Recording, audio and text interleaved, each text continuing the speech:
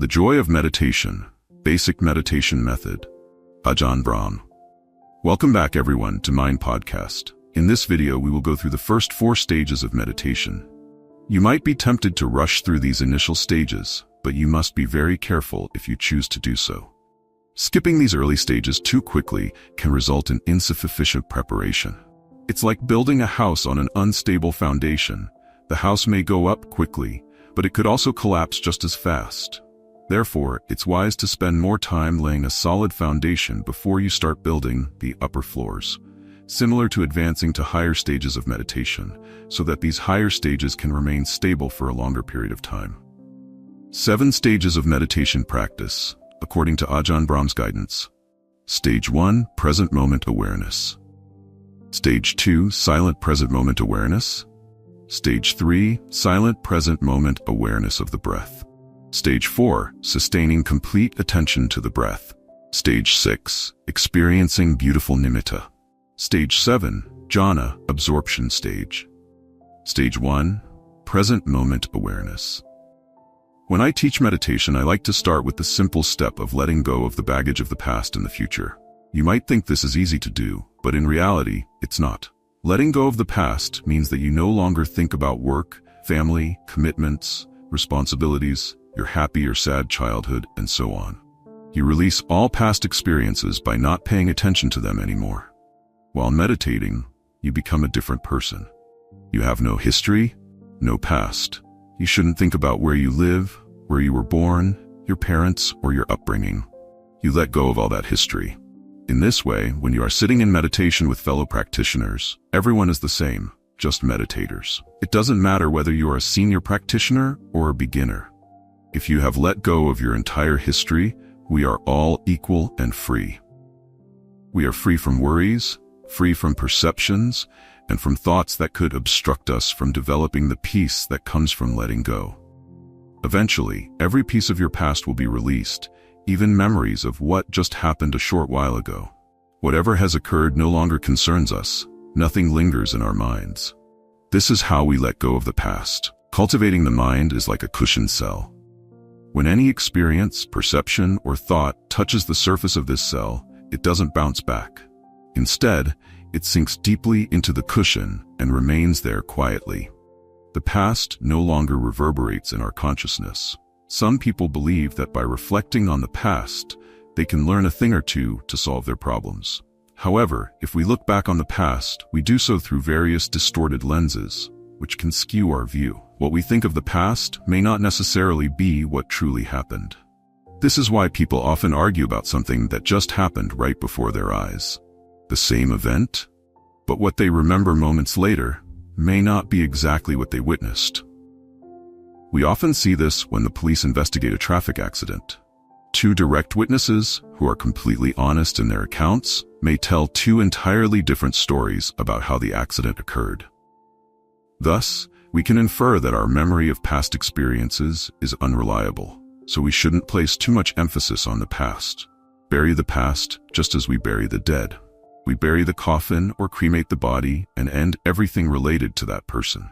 Do not regret the past. Do not cling to the past. Do not get attached to the past. Do not drag along a coffin filled with dead moments. If you are still carrying the past, set down that burden. It no longer truly belongs to you. Once you've let go of the past, you'll be free in the present moment. That's the principle. As for the future, filled with speculations, assumptions, imaginations, fears, calculations, and hopes, let it go as well. The Buddha once taught, whatever you think it will be, it will always turn out differently. MN 1:321. For the wise, the future is uncertain, unknown, and unpredictable. Generally, predicting the future is pointless, and in meditation, it's a waste of time. The mind is extraordinary and miraculous. When you work with the mind, you will find that it is truly strange. The mind can do wonderful and surprising things. Meditators who struggle in meditation, finding it hard to attain peace of mind, often begin to think, this is so boring, I have to start over, yet another hour of tedious meditation. But often something extraordinary happens. Even though they predict failure, they suddenly achieve a state of inner peace through meditation. This happens quite often. Recently, I heard about a person during their first 10 days of meditation practice. After the first day, he felt so much pain that he asked to go home. The teacher said, "Stay one more day and the pain will go away. I promise." So he stayed another day, but the pain got even worse. As a result, he asked to go home again. The teacher continued to advise, "Just one more day and the pain will be gone. I promise you." For the next 9 days, every afternoon he met with the teacher and insisted on going home because he couldn't bear the pain. Yet the teacher kept saying, "Just one more day, the pain will disappear. I know it for sure." Then, to his complete surprise, on the morning of the 10th day, the pain was gone. All the aches had vanished. He could sit in meditation for a long time without any discomfort. He was astonished by the miraculous nature of the mind and how it produced such an unexpected result. So, always remember, we cannot know the future. It can indeed be strange, unusual, and entirely different from what you think or expect. Experiences like this can offer you wisdom and encouragement to set aside and let go of all thoughts and assumptions about the future. When you think during meditation, how many more minutes do I have to sit? How much longer do I have to endure this discomfort?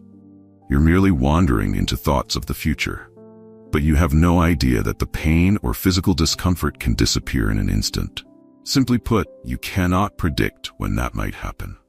So be patient and meditate in the beginning. Sooner or later, a miracle will happen to you. Here's another example. On the first day of a meditation retreat, you might think that your meditation practice won't yield any positive results. But right in the very first session, as soon as you sit down, everything becomes peaceful and easy. You think, "Oh, wonderful, now I can meditate." However, in the next session, things might not go as well as they did on the first day. That's entirely possible too. So what's going on here? My first meditation teacher once said something that I found strange at the time. He said, "There is no such thing as a bad meditation." This means that no meditation session or period of meditation is ever bad, unpleasant, or useless. He was right.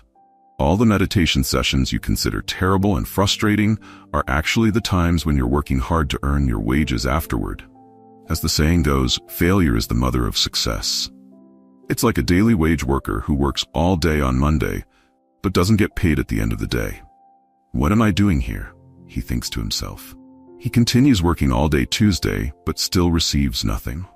Every day that goes by feels like a bad day. He works all day Wednesday and Thursday, and still, there's no pay. Only hard labor and soreness in his body. 4 days in a row with nothing to show for it except exhaustion. Then comes Friday. He does the exact same work as he has been doing every day, and at the end of the day, his employer finally pays him his wages. What a joy. He wishes every day could be payday. Why can't every meditation session be a payday? Do you understand the example above? Those difficult meditation sessions are the times when you're accumulating points, and these points are the steps that lead to your success. The time and effort spent enduring the tough meditation sessions will build up strength and act as a driving force that eventually brings peace to your mind. When you have accumulated enough points, your mind will enter good meditation sessions, yielding positive results, and that will be your payday. But remember this. All the success in meditation is built upon those sessions often referred to as bad meditations. You must work, struggle, endure hardships, and experience failure before you can reach success. The past and future are burdens. During a meditation retreat I was teaching, a woman shared during a Q&A session that she was often angry with me, and each time it was for a different reason.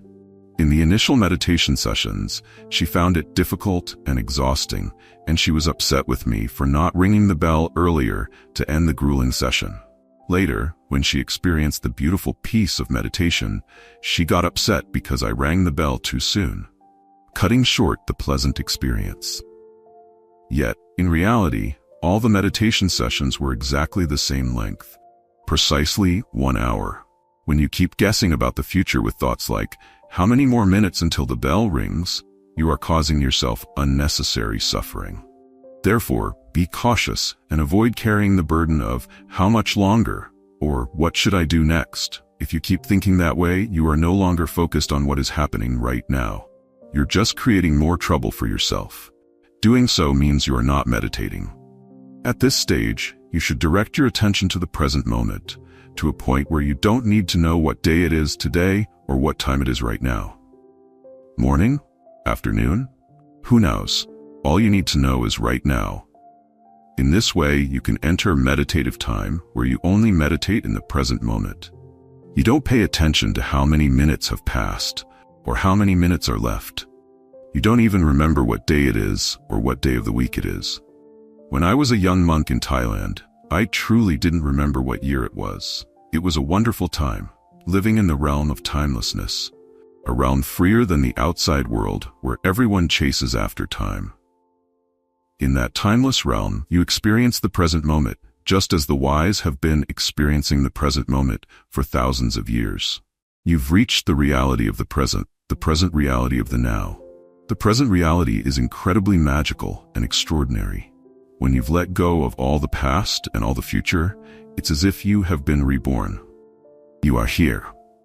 You are mindful. This is the initial stage of meditation, simply maintaining mindfulness in the present moment. If you can achieve this stage, you have already accomplished something significant. You have set aside the first burden that will always hinder deeper meditation in the future.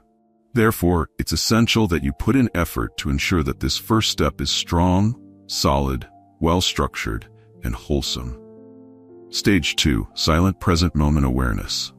In the introduction, I briefly summarized the goal of meditation as the silence, stillness, and beautiful clarity of the mind, accompanied by deep wisdom and insight. You have now set aside the first burden that hinders deeper meditation. Now you continue to move toward the true and beautiful silence of the mind. Silence means no internal commentary.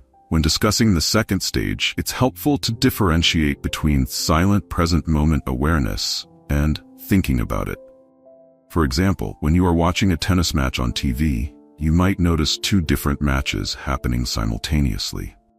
The match on the screen and the match being described by the commentator. Commentary is often biased. Suppose the American team is playing against the Australian team, and the commentator is Australian, or it's an Australian broadcasting channel. In that case, his commentary will differ somewhat from what is actually happening on the court, and will also be different from how an American commentator on another channel describes it. In this example, watching the match on TV without the commentary, e.g. by muting the sound, is silent awareness. Meanwhile, focusing on the commentary is thinking about it. You should remember that when you observe something with silent awareness, you are closer to the truth and reality than when you observe it along with commentary and opinions. Sometimes we assume that by providing inner commentary, mentally judging and commenting, we understand the world. This is not true. In reality, our internal dialogues know nothing about the world.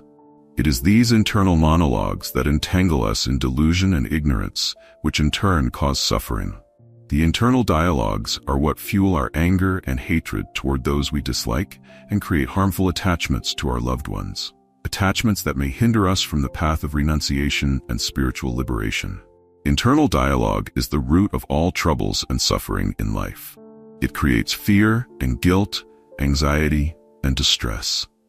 It builds illusions, just like a skilled actor who makes the audience feel fear or shed tears when watching a performance. Therefore, if you want to find the truth, you should practice and prioritize silent awareness. That is, when meditating, consider it more important than any thought. The more you value your thoughts, the more it will obstruct your silent awareness. Dropping the habit of overvaluing your subjective thoughts and recognizing the greater accuracy of silent awareness will help you open the door to inner silence, which is the stillness within. An effective way to set aside internal commentary and opinions is to practice pure present moment awareness. This means observing each moment so closely and deeply that you don't have time to comment or form opinions about what has just happened. In reality, most of our thoughts are simply opinions about something that has already happened. For example, that's good, that's nice. That's rude, that's not good. What is that? What's this? What does this mean? Oh, this is okay. Every thought or opinion is about something that just occurred. If you keep focusing on these, you won't have any room left to pay attention to what's currently happening.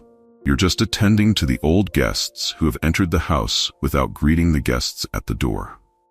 To understand this better, imagine you are a host standing at the gate to welcome guests arriving at a party. If a guest arrives and you greet them, then continue chatting with them. You won't be able to greet the next guest, thus failing your duty to welcome each guest as they arrive. Before the party begins, most guests will arrive one after another. You should only shake hands with each person, and then quickly move on to greet the next guest. This example illustrates the importance of staying in the present moment, acknowledging each moment without lingering on what has just passed. You can't hold conversations with any guest. If you start engaging in conversation with any particular guest, you'll lose the opportunity to greet the next guest. In meditation, experiences arrive one by one through the gateways of the senses and enter the mind. If you welcome one experience with attention and then begin to talk about it, you won't be able to properly welcome the next experience. When you are fully immersed in the moment of each experience, greeting each guest as they enter your mind, there's naturally no space left for internal dialogue or commentary. You can't have a conversation with yourself because you are completely focused in a mindful way on each experience as it arises. This purifies present moment awareness to the extent that it becomes silent present moment awareness. As you develop this inner silence, you release another great burden. It's like carrying a backpack on your back for 30 or 50 years and walking countless miles. Only now, you finally have the courage and wisdom to put that backpack down. You feel the relief, how light and free it is to have let go of the burden. One useful technique for cultivating inner silence is to be aware of the gap between two thoughts, between two intervals of internal dialogue. Pay very close attention, with mindfulness, to the moment when one thought ends and before another thought begins, right there. This is silent awareness. It may sometimes be just a fleeting moment, but when you notice the silence passing by, you become more familiar with it. And once you are familiar with it, the silence will last longer. You start to enjoy the silence once you have found it, and that's why it begins to grow. But remember, silence is often shy. If it hears you talking or commenting about it, it will immediately disappear. That's why we say that silence is the absence of speech and commentary about itself. Silence is interesting. Silence is what's truly amazing. It's truly wonderful if each of us could let go of all internal dialogue and dwell in silent awareness long enough to recognize just how interesting and delightful it really is. Silence generates much more wisdom and clarity than thinking ever could. When one realizes this, silence becomes more appealing and important. The mind will lean toward silence, and therefore it will only engage in thinking or thoughts when absolutely necessary, only when there's a good reason to do so.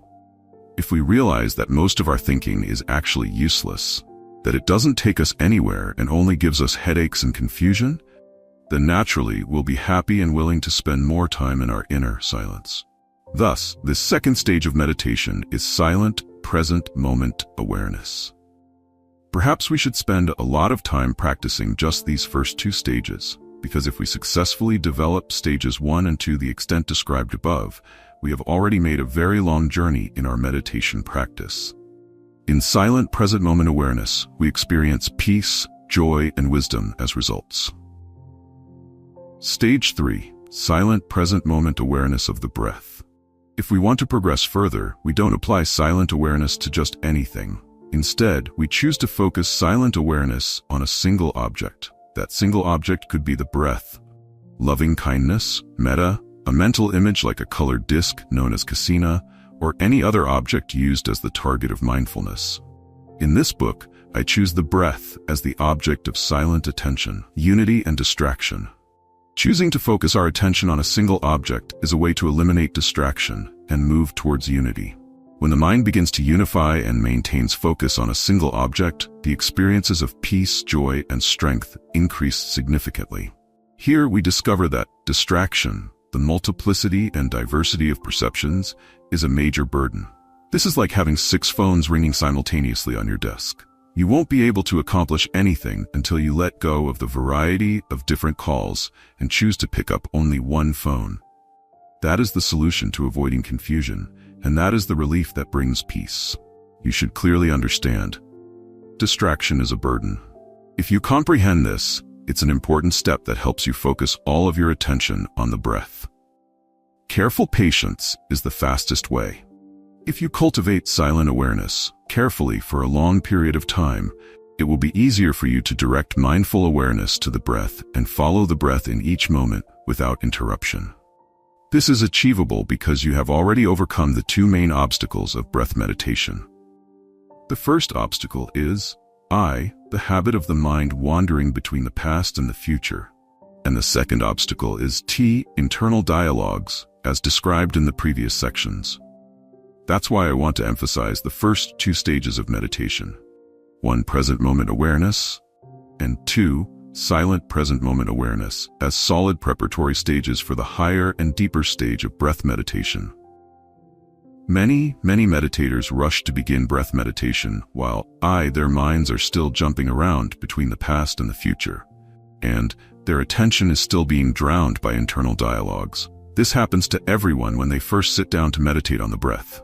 The mind initially jumps around in an unimaginable way. This is because they haven't established a solid foundation by successfully practicing the first two preparatory stages. Without proper initial preparation, they will find that breath meditation is too difficult, even seemingly impossible. As a result, most of them give up out of frustration simply because they started from the wrong place. They did not prepare thoroughly and systematically beforehand. They failed to practice the two preparatory stages successfully before choosing the breath as the object of mindfulness in meditation. On the other hand, if your mind has been systematically prepared by successfully completing the first two stages, then when you move to the breath meditation stage, you will be able to maintain awareness of the breath with ease. If you find it difficult to stay focused on the breath even for a short period, that is a sign that you have rushed and haven't fully and successfully practiced the first two stages of meditation. Go back and practice the initial exercises. Careful patience is the fastest way. It is the only way.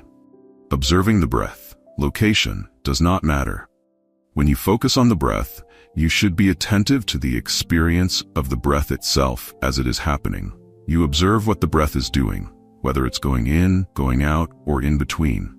Some teachers instruct observing the breath at the point where it touches the tip of the nose, while others suggest following the rise and fall of the abdomen with the breath. Some even teach observing the breath at one point and then shifting to observe it at another point. In my own experience, I find that it doesn't matter where you observe the breath. In fact, the best way is not to fix the breath to any particular point. If you fixate on where the breath touches the tip of your nose, it becomes attention on the tip of the nose, rather than attention on the breath itself. And if you focus on the abdominal area, it may become attention on the abdomen rather than on the breath. All you need to ask yourself right now is, am I breathing in or out? How do I know? There it is. The experience itself tells you what the breath is doing, and that is what you should be directing your attention to. Let go of the concern about which point or which place on the body to experience the breath. Simply focus on the experience of the breath itself. You can always experience your own breath. The habit of controlling the breath, not good. A common difficulty at this stage is the tendency or habit of controlling the breath, which makes breathing uncomfortable and unpleasant. To overcome this habit, imagine yourself as a passenger sitting in a car, watching the breath through the car window. You are not the driver, nor are you a backseat driver trying to control the vehicle. Thus, you don't need to give directions, instructions, or orders to the driver. Just let go and enjoy the ride. Let the breath breathe on its own, and you simply sit back and observe it. When you are able to maintain awareness of the breath skillfully and can recognize the breath going in and out around 100 times consecutively without interruption, without missing a single breath, then you have reached what I call stage 3 of meditation, sustaining awareness of the breath. At this point, You will feel even more peace and joy than you did in the previous 2 stages. Everything is going well. To deepen your meditation practice, you continue to the next step. Stage 4, sustaining complete attention to the breath. Stage 4, sustaining complete attention to the breath. Stage 4 occurs when your awareness expands to connect with every distinct moment of each breath in and each breath out. You are aware of the in-breath right from the first moment, from the very first sensation of the in-breath arising. Then you follow those sensations all the way through until the in-breath is complete, not missing a single moment of the in-breath. When the in-breath ends, you recognize that exact moment. You see in your mind the conclusion of the in-breath. Next, you see a pause between the 2 breaths, right before the out-breath begins. You are aware of the very first moment of the out-breath and follow each sensation of the out-breath until it is finished and disappears. All of this is done in silence and in the present moment. Moving beyond, you continue to experience each segment of each in-breath and each out-breath continuously for several hundred breaths in a row. This is why we call this stage sustaining complete attention to the breath. You cannot reach this stage by force or control. You cannot reach this stage through force, control, or grasping onto the breath. You can only reach this level of stillness by letting go of everything else in life, leaving only the silent experience of the breath. In fact, you do not reach this stage at all. It is your mind that naturally arrives there. The mind does this work on its own. It recognizes that this stage is a very peaceful and pleasant place to dwell, just the mind and the breath together. This is where the doer, the self or I of the meditator, begins to disappear. At this stage, we notice that progress happens effortlessly, without much exertion or intention. We simply need to step back, let go, and observe whatever is happening. If we allow the mind to do its own work, it will naturally gravitate towards pure unity, peace, and a delightful state. This is the mind's own unification with the breath, in each and every moment. It is the unity of the mind, the unity in each moment, the unity within stillness, the beginning of the beautiful breath. I refer to stage 4 as the launch pad of meditation, because it is from here that meditators can leap into higher, blissful states of meditation. When we simply maintain this unity of the mind by not interfering, the breath will start to fade away. The breath will begin to dissolve as the mind shifts its focus to the center point of the experience of the breath, which is peace, freedom, and bliss. At this point, I introduce the term beautiful breath. The mind now perceives the breath as extraordinarily beautiful and peaceful. We focus on this beautiful breath continuously, moment after moment, without any interruptions in the flow of experience. We pay attention to this beautiful breath effortlessly and for a long period of time. Now, as I will explain further in the next chapter, when the breath disappears, all that remains is beauty. This bodiless beauty becomes the sole object of the mind. The mind now takes itself as the object. We no longer pay attention to the breath, the body, thoughts, sounds, or the external world. All we are aware of is beauty, peace, bliss, light, or whatever name our perception gives it. We are simply experiencing beauty, continuously, gently, with the magnificent emptiness of it. Nothingness is beautiful. For a long time, we have already set aside the restless internal monologue. No more descriptions, no more evaluations. At this moment, the mind is so quiet that it cannot speak of anything. The meditator is beginning to experience the joy that is blooming within their mind. That joy will grow, increase, and become solid and powerful. At this point, the meditator is now ready to enter the jhana states, deep states of meditative absorption. I have described the first 4 stages of meditation.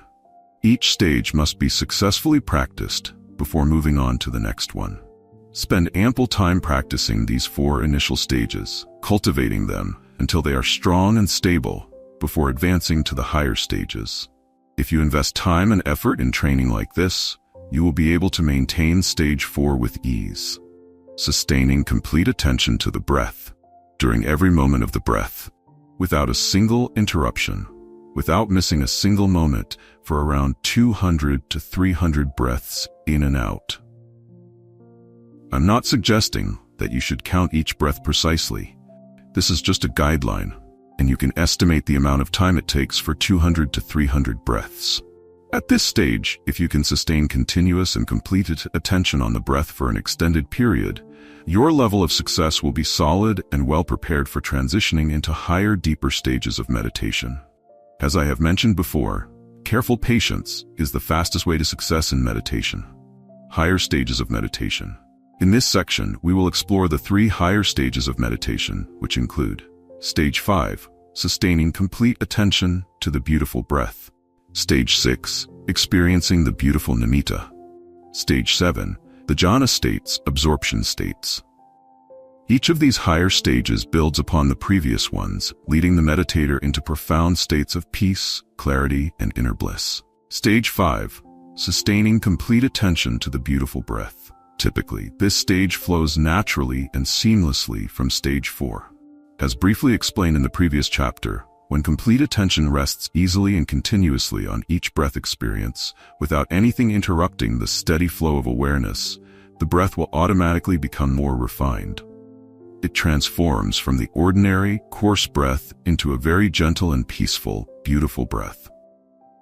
The mind recognizes this beautiful breath and takes pleasure in it. It feels a deep sense of contentment. The mind is happy simply observing this beautiful breath without needing to be pushed. It happens naturally. Doing nothing at this stage, you don't do anything at all. If you try to do something, you will ruin the entire process. The beauty will vanish. If you intervene, the beautiful breath will disappear, so you must step back. From this stage onward, the doer, or the meditator, must disappear. You only remain as the knower, simply a passive and impartial observer. The only useful and necessary trick at this stage is to occasionally break the internal silence for just a brief moment and gently say to yourself, "Calm." That's all. At this stage of meditation, the mind is so sensitive that even the smallest action will cause it to follow that action, just as a shadow follows its form. The breath quiets down, and the beautiful breath emerges. As we passively observe the beautiful breath in each moment, the awareness of the in and out, the beginning, middle, or end of a breath must also disappear. All that remains is the experience of the beautiful breath as it unfolds. The mind no longer pays attention to what segment of the breath it's in, beginning, middle, or end, nor to where the breath is felt in the body. At this point, we are simplifying the meditation object. We experience the breath in this moment, stripping away all unnecessary details. We go beyond the distinctions of in and out, and we are simply mindful of a beautiful, smooth, continuous, unchanging breath.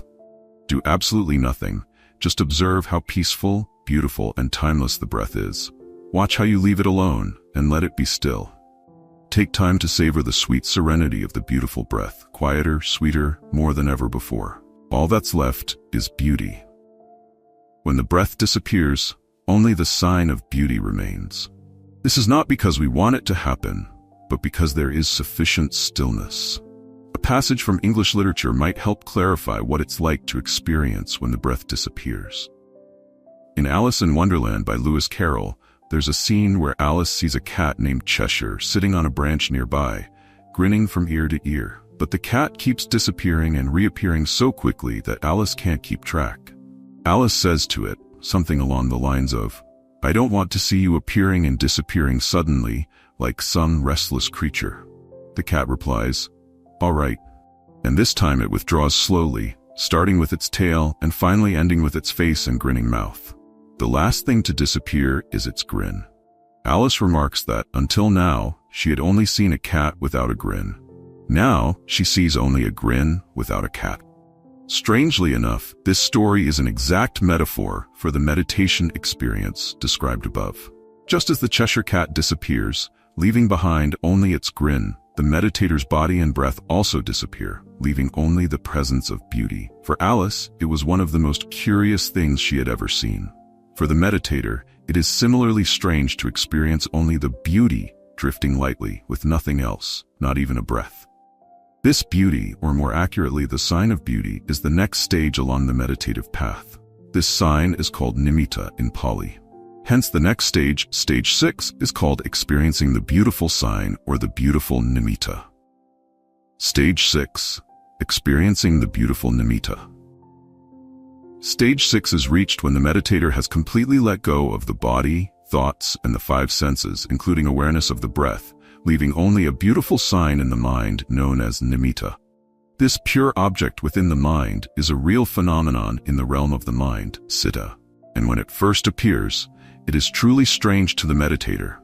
Naturally, the meditator has never experienced anything like this before, so it cannot be easily defined. However, one function of the mind is recognition. This recognition tries to search through the memory bank of our past experiences to find something similar or comparable to this sign, so that it can use that similarity to describe the nimitta.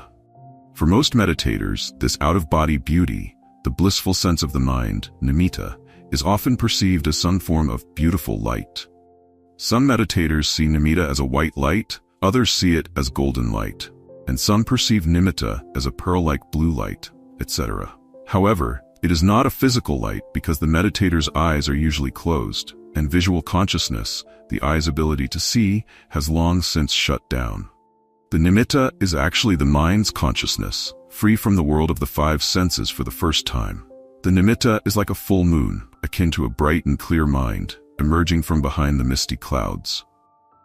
It is the manifestation of the mind itself, not actual light, but for most meditators, it appears as light. The nimitta is often perceived as light, simply because this is the best way meditators can describe it. For other meditators, the mind's recognition function may choose to describe the nimitta using terms related to bodily sensations, such as a deep sense of stillness, ecstatic bliss, or profound pleasure.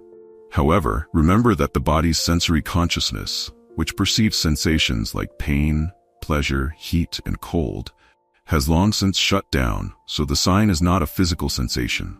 It is merely perceived as something equivalent to an ecstatic pleasure. While some meditators experience this nimitta sign through a sensation, others may see it as light in the mind.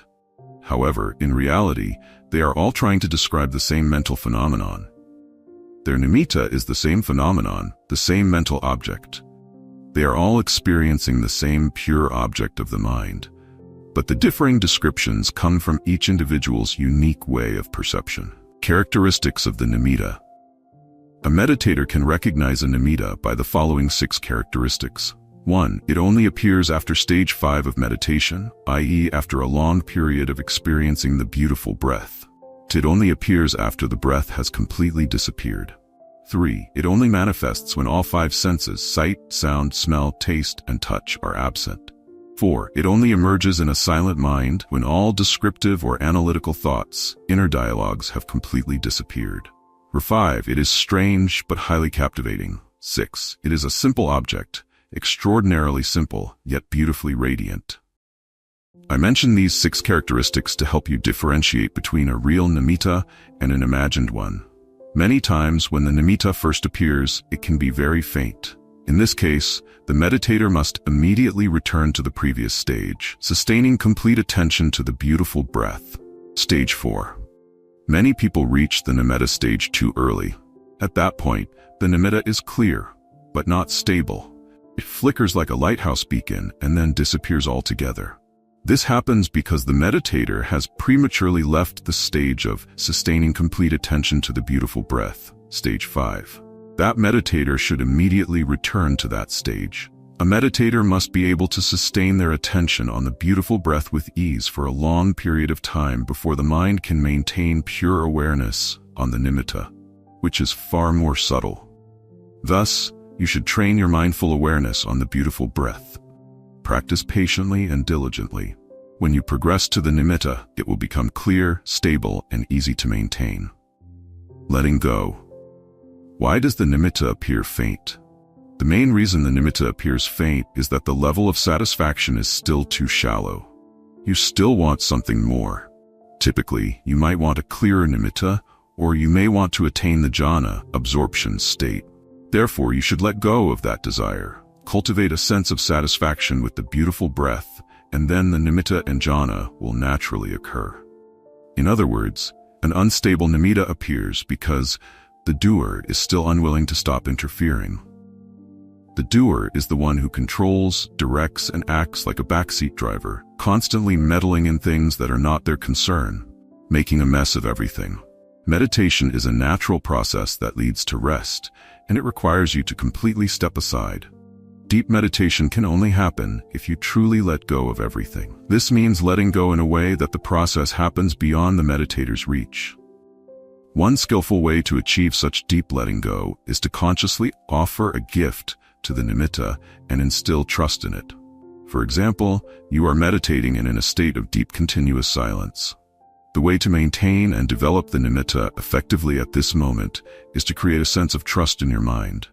In this way, gently break the silence for a brief moment and silently say to yourself that you completely trust the nimitta, allowing the doer to let go of all control and fade away.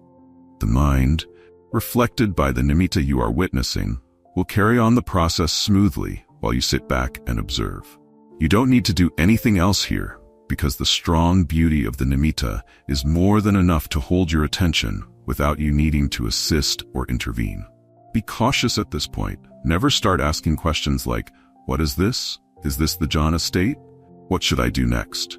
These are the doer's attempts to interfere with the process again. Such questioning will disrupt the process. You should only evaluate anything after the journey is over, i.e., after exiting the meditative state. Good scientists always assess after the experiment is complete. Only then do they have enough data to evaluate or to continue investigating. The meditator does not need to pay attention to the shape or edges of the nimitta. Is it round or oval? Are its edges clear or blurry? All such questioning is futile. It only leads to internal distinctions and external comparisons, causing more confusion. Let the mind naturally gravitate to where it wants to go, usually to the center of the nimitta. The center is where the most beautiful aspects reside, where the light is clearest and purest. Let go and simply enjoy the journey as your attention is drawn to the center, or as the light expands and envelops you. Allow the mind to merge with the joy and happiness of that moment. And then, let stage 7 of the meditative path unfold, entering the jhana state. Stage 7, jhana, the meditative absorption state. There are two main obstacles at the threshold of entering the jhana state: excitement and fear. When joy and excitement arise, the mind becomes overly stimulated. Oh, this is it. If the mind thinks like this, jhana will not happen. That "oh" of excitement needs to be suppressed in order to create the absolute passivity required of the meditator. You must set aside all internal exclamations, set aside all excitement and elation. Only then can you naturally enter the jhana state in accordance with the meditative process. Only after you have attained the jhana, dwelled in the jhana, and exited the jhana, only then can you freely celebrate and rejoice. This joy, will be a prominent factor in the state of mind following the attainment of the first jhana. A more common obstacle, however, is fear. Fear arises from the recognition of the immense power and bliss of the jhana state, or fear emerges when one realizes that upon completely entering the jhana, something will be left behind. You, that is, the self, the doer. The doer is silent before entering the jhana, but even in silence, the doer is still present. However, within the jhana state, the doer completely disappears. Only the knower remains.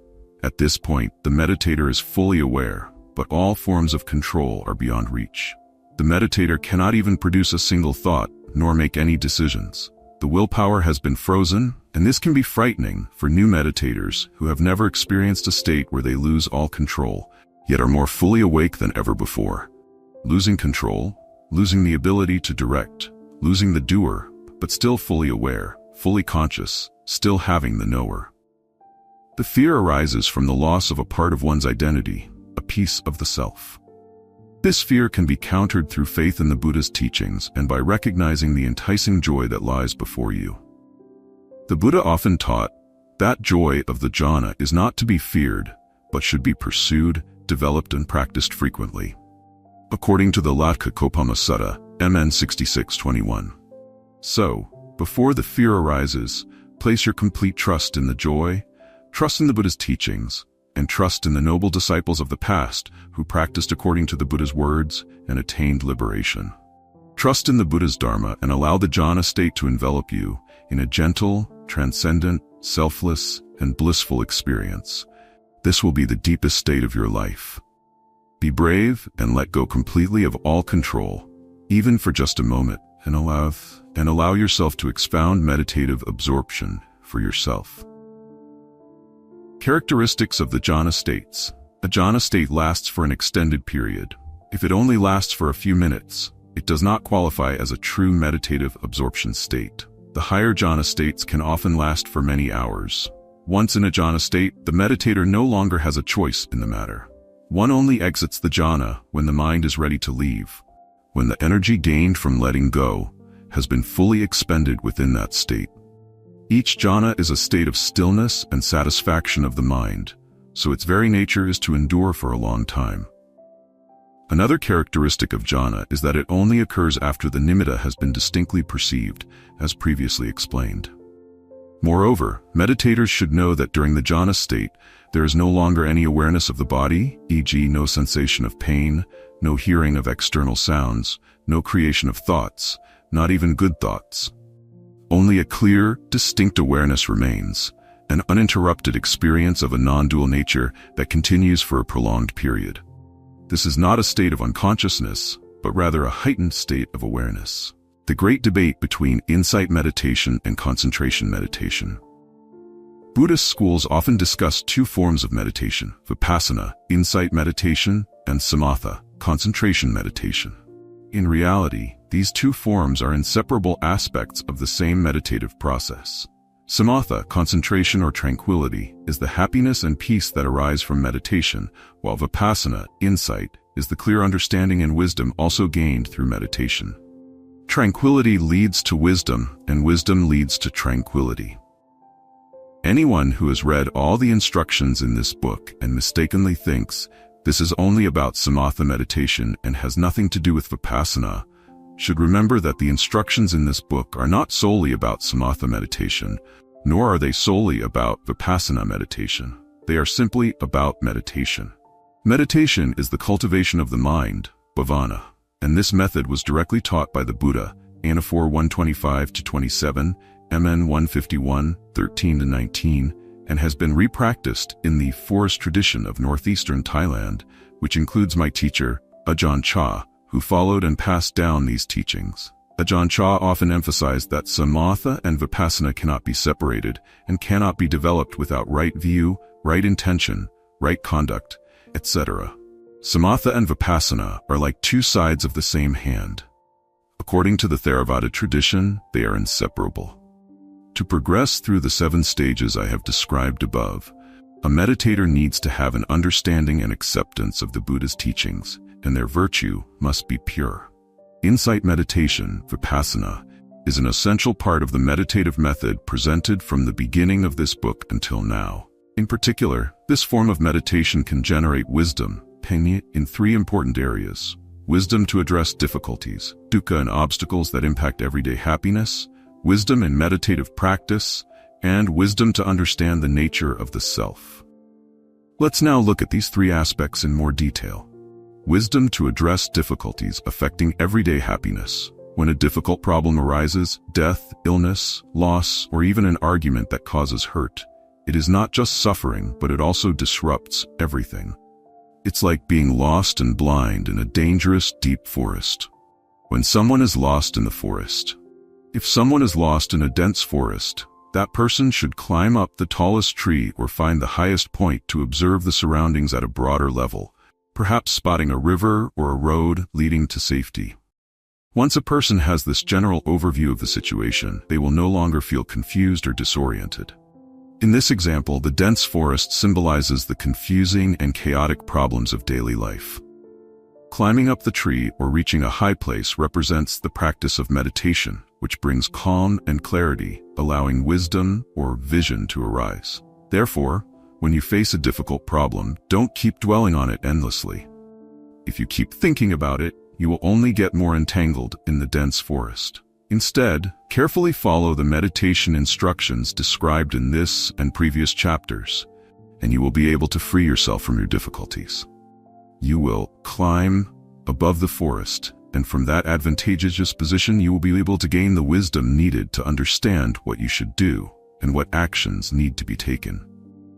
When you are lost or confused in life, The solution or the answer to dealing with these situations will arise from a calm and tranquil mind. That answer is the wisdom that can see through the difficulties affecting your life. Wisdom in meditative practice. At the end of a meditation session, take a few minutes to reflect and review everything that happened during your meditation. You don't need to take notes while you are meditating because you can easily recall the important aspects after the session is over. Was your meditation peaceful or just boring? Now you can ask yourself why it was peaceful or why it was boring. What did you do to experience peace? Or what caused the boredom? Did your mind wander off into a fantasy world, and if so, was that peaceful or helpful in any way? Such reviewing and questioning should only be done after the meditation session is over, and it will give rise to wisdom that looks into I, the method of your meditation, and the nature of that meditation experience. Gradually build this habit. No one can meditate perfectly the first time. The wisdom gained by reviewing your meditation after each session will deepen your meditation experience, help you gain a deeper understanding of your own practice, and allow you to overcome obstacles. Developing this insight to examine your own meditative practice is truly important, and I will address this topic again in future chapters. Part 2 of the video. This means that you need wisdom to succeed at each stage that I have just explained. To be able to let go of everything, such as your thoughts, you need some wisdom to understand what true letting go means. As you become more skilled in these stages, your wisdom will deepen further. And by the time you achieve the absorption state, jhana, it will transform your entire understanding and wisdom. Incidentally, the wisdom gained through meditation can be applied to the difficulties and challenges in the everyday life of a practitioner. This is because the tendencies, fetters that create obstacles in meditation are similar to the attitudes that cause difficulties in daily life. Meditation is like exercise, but instead of training physical muscles, you're training the muscles of the mind to develop calmness and wisdom. Then you can use both concentration and wisdom to make progress and apply them in daily life, bringing happiness and success. Wisdom to understand the nature of yourself. The deepest and most elusive understanding is the wisdom that looks inward to understand what the true nature of the self is. This wisdom cannot be gained through belief or thought alone, but only through meditation, by cultivating absolute stillness, clearing the mind, and gaining insight into the mind itself. The Buddha compared our mind to a full moon obscured by clouds. The clouds symbolize the five senses and thoughts. In deep meditation, the five senses disappear, revealing the pure, radiant mind. In the jhana state, you can actually observe the pure mind. To know the secrets within the mind, you must continue observing it in the stillness of the jhana state for a long period when no thoughts are present. An analogy describes a lotus flower with 1,000 petals, which folds up at night and blooms in the morning. When the first warm rays of dawn light hit the outer petals, they open up, allowing the sunlight to reach the next layer of petals. This layer then opens, allowing the sunlight to penetrate the layer below it, and so on. However, if a dark cloud suddenly appears and blocks the sunlight, the lotus flower automatically closes up all its petals. It takes continuous and prolonged sunlight for the lotus flower to fully open its innermost petals, revealing its hidden secrets. In this analogy, the lotus flower represents the mind. The warmth of the sun represents silent attention, and the dark cloud symbolizes thoughts, ideas, mental agitations that disrupt the stillness. I will elaborate more on this analogy later, but for now I just want to say that the inner secrets are far beyond your imagination. Some meditators stop at a certain inner layer, like the middle layer, and mistakenly think, this is it, this is the secret. At that moment, the stillness is interrupted, and the lotus flower immediately closes up all its petals in the blink of an eye. This is a false enlightenment. It is not there yet. The stillness concentration of the mind is extremely sensitive.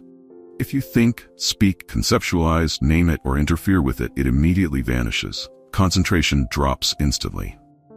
When your meditation practice has truly deepened, you can maintain the stillness for many hours, observing the mind free from obstacles, watching the innermost layer of the lotus flower fully unfold to reveal the precious gem at its core, and then realize the ultimate wisdom, the true nature of the self.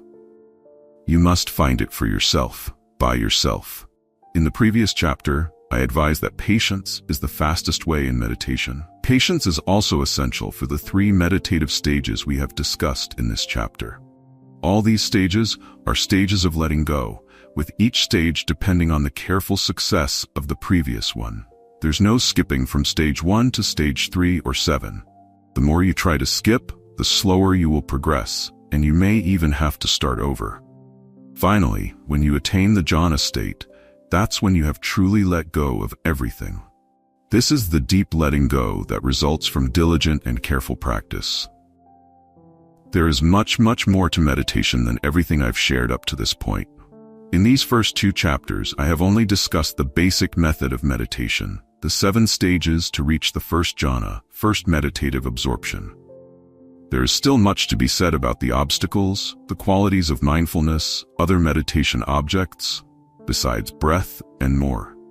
Let's now begin to study in detail the obstacles and how to overcome them. Life is fleeting. One journey in samsara, coming and going are impermanent. 24 Zen stories to help us attain peace of mind and harmony in all matters. Welcome back, everyone, to Mind Podcast. 1. Entering the 3 Jewels Gate. During the Tang Dynasty, a layman named Lu Shiqing visited Zen Master Yangshan and asked, "The 3 gates are all open. Through which one should I enter?" Yangshan replied, "Enter through the gate of faith." Lu Shiqing then asked, "What about the other 2 gates?" Yangshan answered, "You can also enter through them." Lu Shiqing asked, "Which gate should I enter through?" Yangshan said, "Enter through the gate of wisdom." Lu Shiqing asked again, "And how do I enter through the remaining gate?" Yangshan responded, "Enter through the gate of compassion."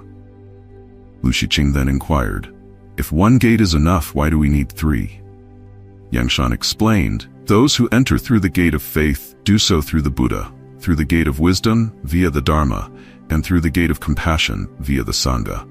Each of the 3 jewels serves as a gate through which one may enter the way." That is its meaning. Lu Shiqing then entered the Dharma hall and asked, "If one does not leave the realm of demons but enters the Buddha realm, what happens?"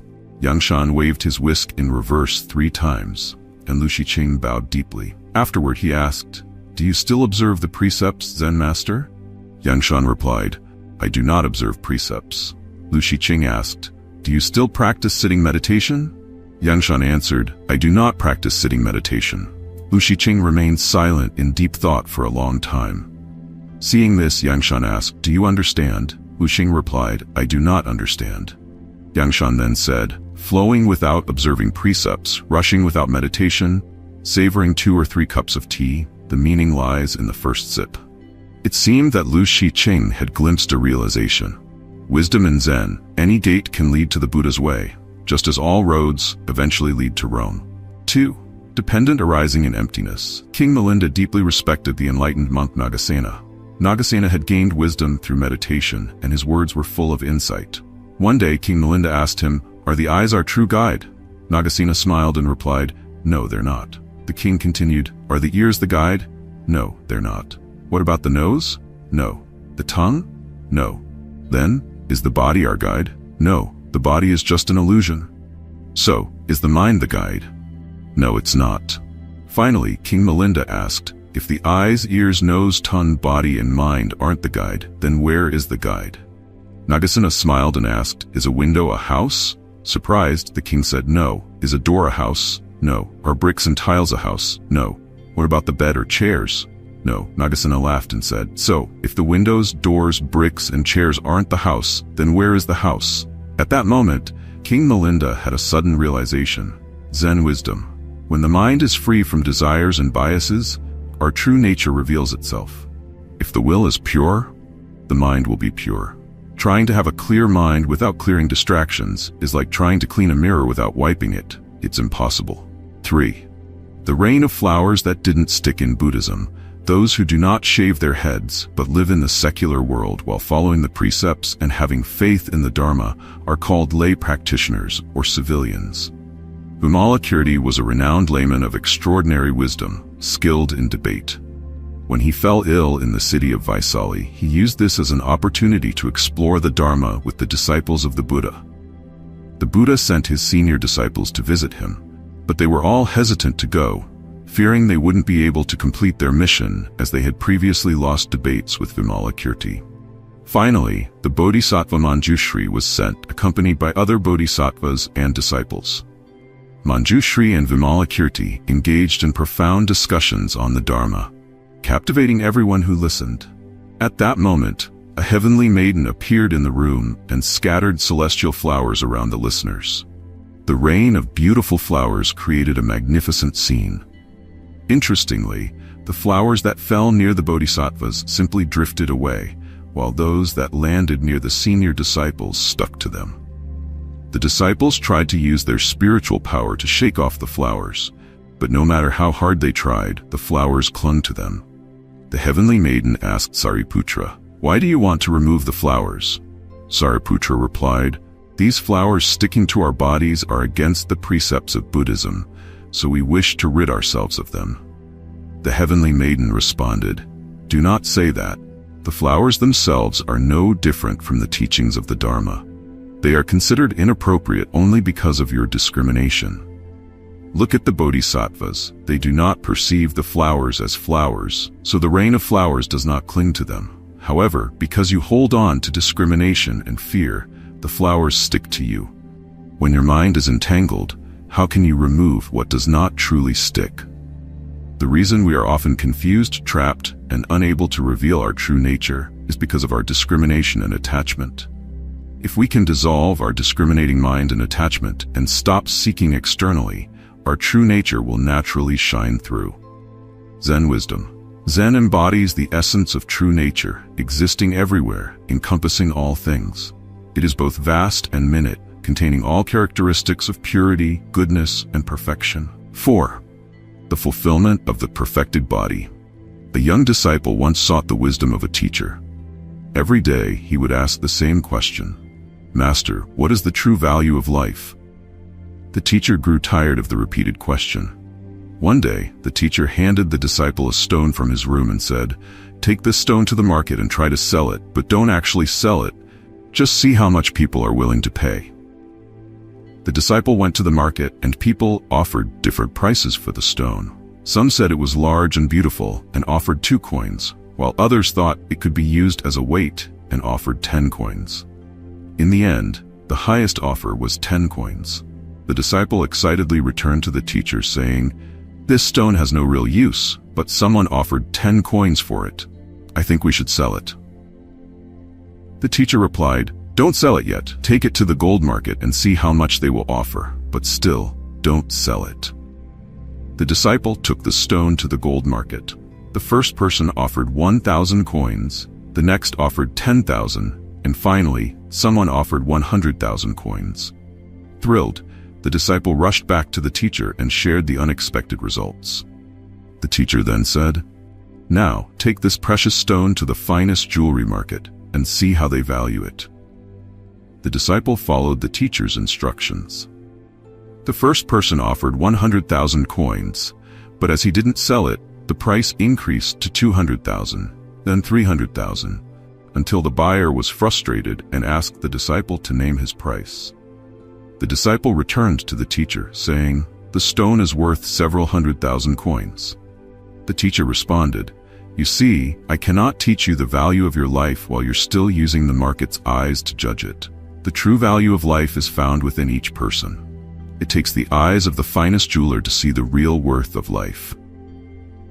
Many people think Zen is mysterious or overly abstract, but in reality, Zen is about finding joy, calmness, and deep wisdom by freeing oneself from attachments and desires.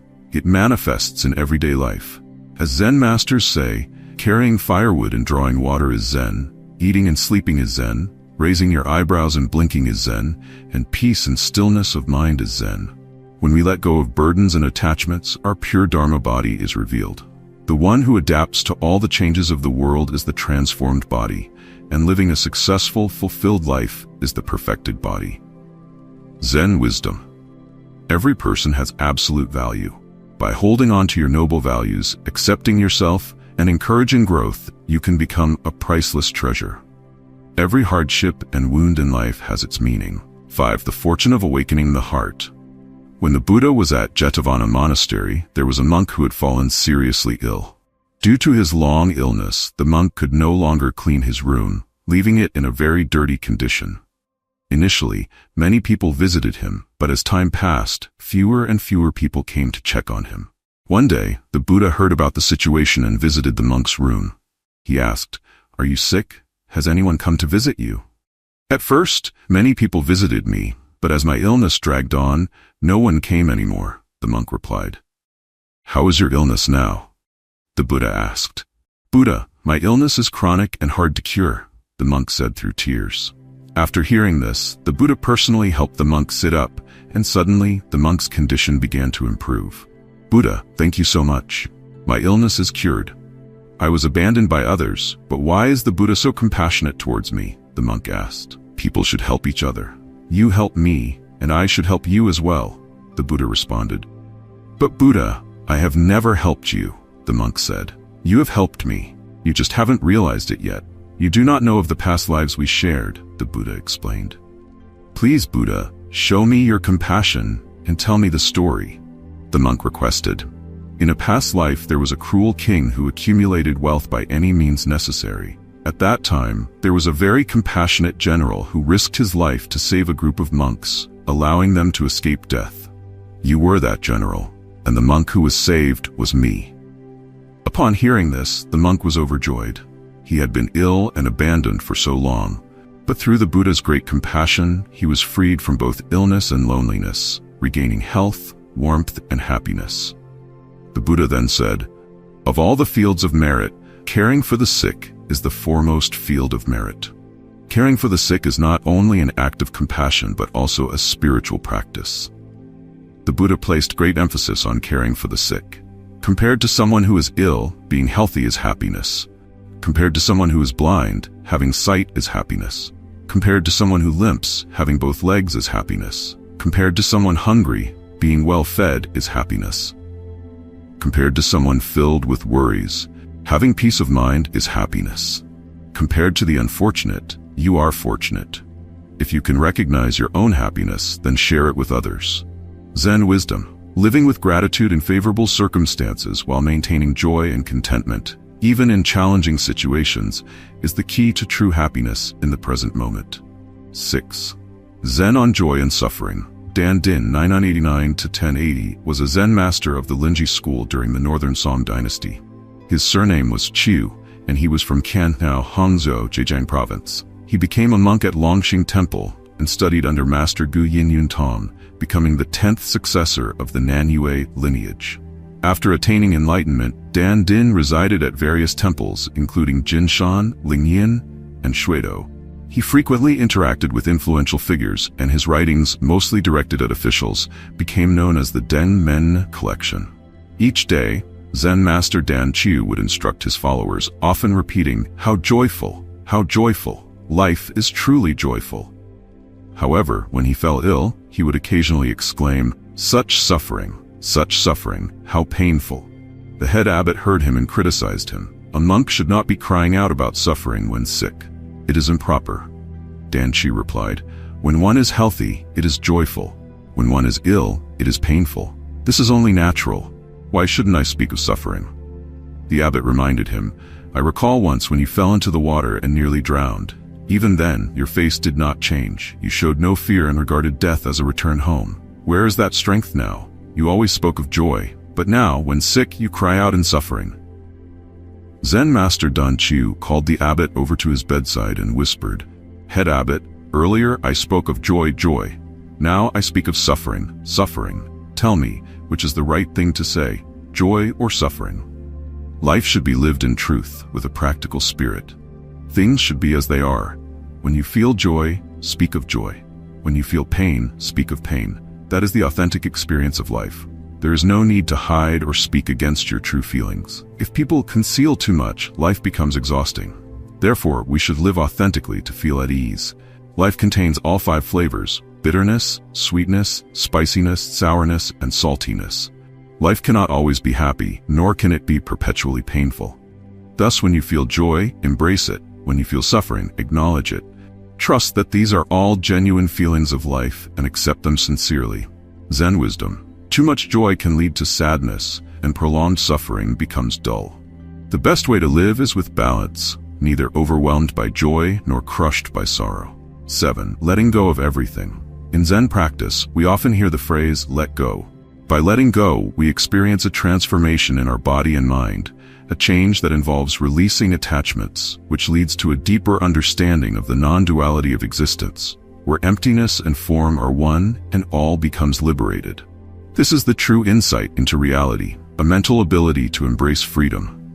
During the time of the Buddha, there was a Brahmin named Hakchi, who came to demonstrate his supernatural powers. He held 2 flower vases and offered them to the Buddha. The Buddha said to Hakchi Brahmin, "Let go." So the Brahmin put down the vase in his left hand. The Buddha again said, "Let go." The Brahmin then placed the vase in his right hand down. But the Buddha continued to instruct, "Let go." At that moment, Hakchi Brahmin asked, "I have already emptied my hands. There is nothing left to put down. What do you want me to let go of now?" The Buddha replied, "I didn't tell you to put down the vases. I meant for you to let go of the 6 senses, the 6 sense objects, and the 6 consciousnesses. When you relinquish all these, you will escape the chains of birth and death." The 6 senses are mentioned in the Heart Sutra, Prajaparamita Hridaya, and they refer to the senses of eyes, ears, nose, tongue, body, and mind, which represent our discriminating mind. The 6 sense objects, form, sound, smell, taste, touch, and thought, are known as the 6 fields, or realms of perception, and are perceived through the senses. These realms can mislead and distract beings from their true nature. Hence they are also called the 6 dusts or 6 defilements, because they pollute the mind and obscure one's original purity. The 6 consciousnesses arise when the 6 senses encounter the 6 sense objects, resulting in sight, hearing, smell, taste, touch, and mental cognition. Together these form the 18 realms, Shibaje, which encompass human perception and cognition, categorizing all phenomena in the world. Each individual embodies these 18 realms, the 6 senses as the means of perception, the 6 sense objects as the perceived, and the 6 consciousnesses as the resulting interactions and understanding. After hearing the Buddha's teachings, Hakchi Brahmin realized the profound meaning of letting go. The act of putting down the vases was only symbolic, not the true letting go that Zen speaks of. The inflation of the self within a person, to the point of believing in their egolessness, is a delusion rooted in attachment. It is not the true understanding of letting go. True renunciation is difficult to achieve. Those with fame do not wish to abandon it. Those with wealth find it hard to give it up. Those entangled in love cannot release it. Those with careers find it impossible to walk away. The burdens on our shoulders and the pressures in our hearts extend far beyond the vases in our hands. Zen wisdom. These burdens and pressures make life incredibly arduous. When necessary, the Buddha's teaching of letting go becomes a path to liberation and happiness. 8. Greed is the root of all suffering.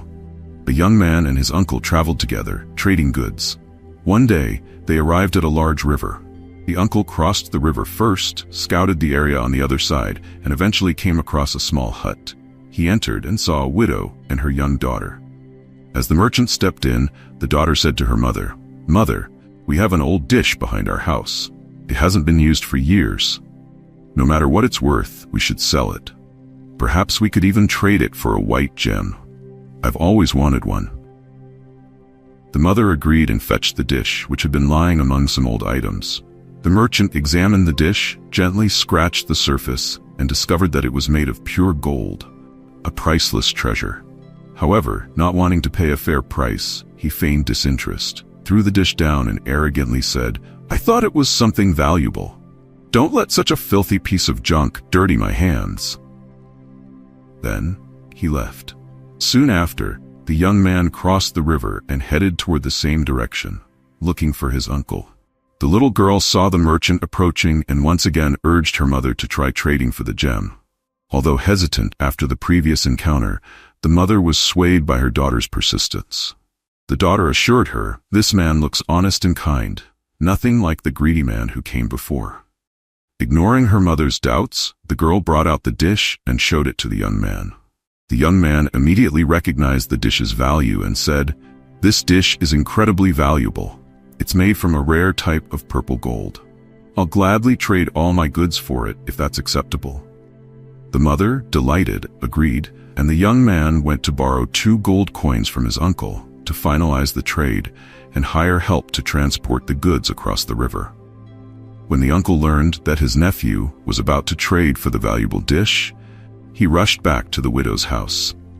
With an air of false generosity, he said, "Actually, your dish isn't worth much, but since I see that you and your daughter are struggling, I'll trade you some gems for it. I'll take a small loss, but it's my nature to help others." Seeing through his act, the mother was furious and snapped, "You're back again? Let me tell you, I've already agreed to sell the dish to a kind young man who traded all his goods for it. You, with your greedy and deceitful ways, have no place here." Realizing he had lost the opportunity, the uncle raced to the riverbank, screaming, "Give me that precious dish." Overcome with regret and anger, he collapsed, coughing up blood, and died on the spot. When the young man returned to repay the 2 gold coins he had borrowed, he found his uncle lifeless. The young man sorrowfully said, "Uncle, your greed has cost you your life. Was it really worth it?" Greed is like a sharp blade. It not only destroys in one place, but can even lead to the loss of life. Zen is like a shield, capable of purifying your mind and protecting your body. Therefore, discard the harm of desire, calmly assess everything, and remember that non-greed brings no harm. Zen wisdom. Zen teaches that all suffering arises from greed. In essence, there is nothing to possess, so from where do greed and happiness truly arise? 9. Lay down the butcher's knife. Rise as a Buddha. Lay down the butcher's knife. Rise as a Buddha is a metaphorical expression referring to the transformation of a pig butcher and a monk. Every morning, the monk would be awoken by the sound of ants and begin his daily chanting. Over time, he grew to despise the ants and in a fit of frustration poured boiling water on them, killing many. Stricken with guilt over the act of killing, he contemplated suicide and approached a cliff, overwhelmed by sorrow. Just as the monk was about to jump, the pig butcher arrived and asked, "Why are you doing this?" The monk explained his deep remorse, sharing the whole story, and said he was ready to end his life. Upon hearing the monk's confession, the butcher said, "Oh, if it's about killing, I slaughter pigs every day, year after year. The number of pigs I've killed is far greater than the ants you've harmed. Let me go first." With that, the butcher leaped from the cliff. At that moment, a phoenix flew beneath the cliff and caught the butcher, lifting him up into the sky. From the heavens, a voice echoed, "Lay down the butcher's knife. Rise as a Buddha." The monk, full of regret, exclaimed, "Why did I hesitate? I should have jumped first." Zen can open our hearts, awaken our wisdom, and guide us toward a liberated and peaceful existence. It aligns with the principles of truth, beauty, and goodness, encouraging us to cultivate bodhicitta, follow the path of righteousness, and bring benefit to all beings. By working hard, living honestly, practicing Buddhism with sincerity, observing life, and realizing its truths, we contribute to creating conditions of purity, kindness, and beauty. Zen wisdom. Zen emphasizes the completion of opposites, viewing compassion as an ultimate form of love. Every person has Buddha nature, and anyone can become a Buddha. This serves as a guide and encouragement toward goodness while restraining evil. 10. Acceptance of circumstances. Zen has made significant contributions to world peace and the happiness of humanity. Monks renounce their worldly attachments not merely for personal gain, but to continue the transmission of truth and spirit for the benefit of mankind. They dedicate their lives, embracing simplicity, something not easily achieved by everyone. The ancient teachings declare, "Becoming a monk is the pursuit of a true man of courage, not one of mere brute strength." In a society that measures success based on winning or losing, we truly need an attitude of acceptance, adapting to circumstances as they come. Who says fighting against destiny guarantees victory? Perhaps destiny itself is already the right path. Hence, we should learn to accept and adapt to our fate. When we can adjust to our surroundings with serenity, unexpected joys may arise, like a hidden village appears as the mist clears. Once, 2 brothers who ran different businesses traveled to a distant country where the people lived without clothing, a land known as the land of the naked. The younger brother said, "The customs here are vastly different from ours. It won't be easy to conduct business, but as the saying goes, when in Rome, do as the Romans do. If we are careful, humble, and follow their ways, we should manage fine. The older brother, however, disagreed, saying, regardless of where we are, we should always uphold manners and virtue. Are we to behave like beasts and strip down like them? That would be a disgrace to our morals. The younger brother, believing in adapting to the customs, entered the land first and soon learned their ways. He danced, sang, and lived as they did, earning their love and respect. The king of the land purchased all his goods at 10 times their value. Meanwhile, the older brother refused to adapt and insulted the people, preaching about morality. Angered, the locals beat him and stole his goods. It was only through the intervention of the younger brother that he was saved. As they prepared to leave the country, the locals warmly bid farewell to the younger brother, but continued to hurl insults at the older one. Furious but helpless, the older brother learned a harsh lesson in adaptability. Adapting to circumstances, situations, and people is necessary to live in harmony. Only through deep understanding of life can one achieve true enlightenment and acceptance. Zen wisdom. The mountains, rivers, and boundless skies, all of nature is Zen. Life may not always allow us to choose our circumstances, but we can always learn to find peace and contentment within them. Adapting to the world and accepting what comes is a vital part of Zen practice, leading to great awakening and inner peace.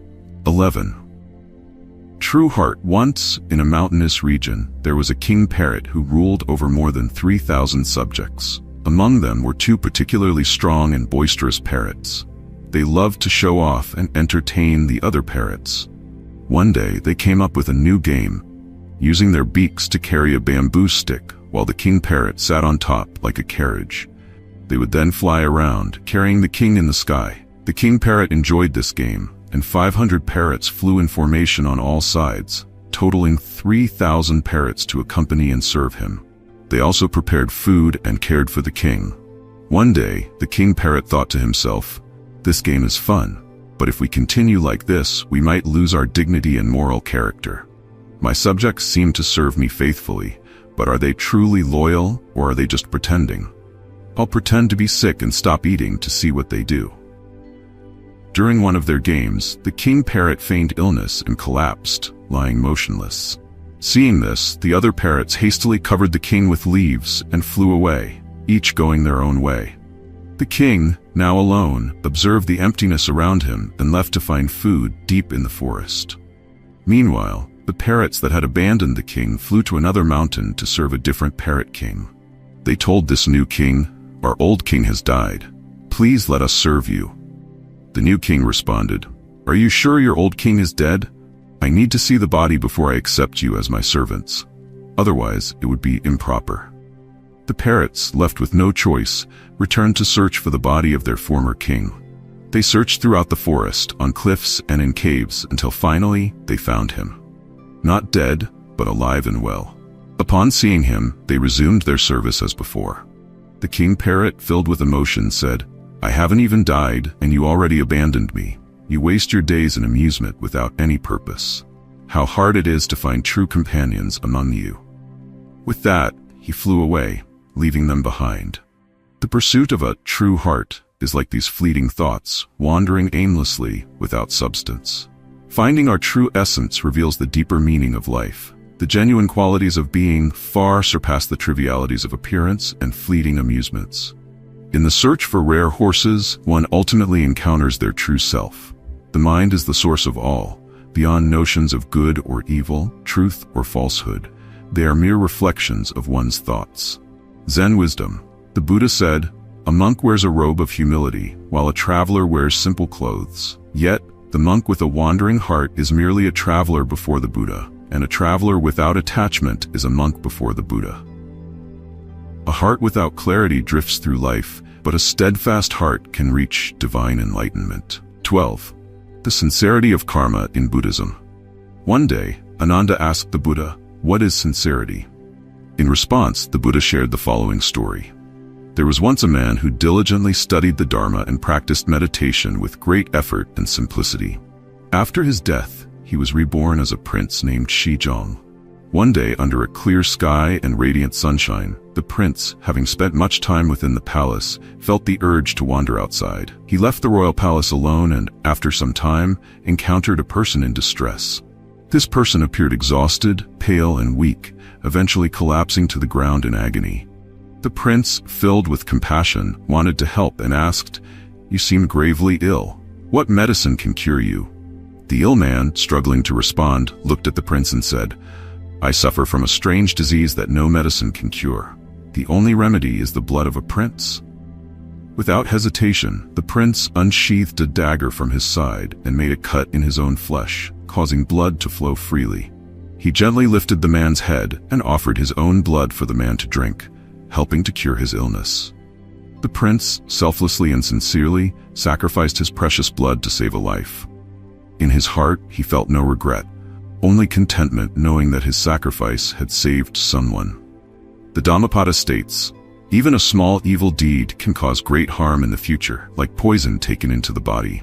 Likewise, even a small good deed can bring great benefit, like ripened grains ready for harvest."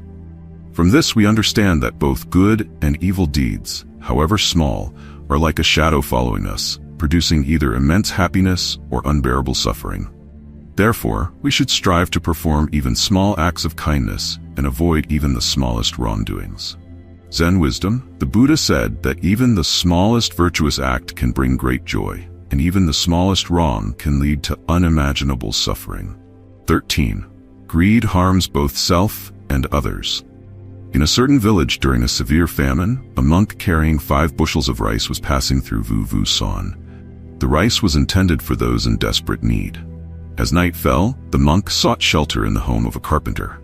Upon seeing the rice, the carpenter and his wife developed sinister intentions. They plotted to kill the monk during the night and take the rice for themselves. However, their child, unaware of the plan, fell asleep beside the monk. In the middle of the night, the monk rose to use the latrine. The carpenter, seizing the moment, grabbed an axe and entered the dark room. Seeing someone asleep, he struck the figure with the axe, believing it to be the monk. Excited, he called to his wife, "Come quickly. The rice is ours now." But when the wife brought a light to inspect, they were horrified to discover that the one killed was their own son.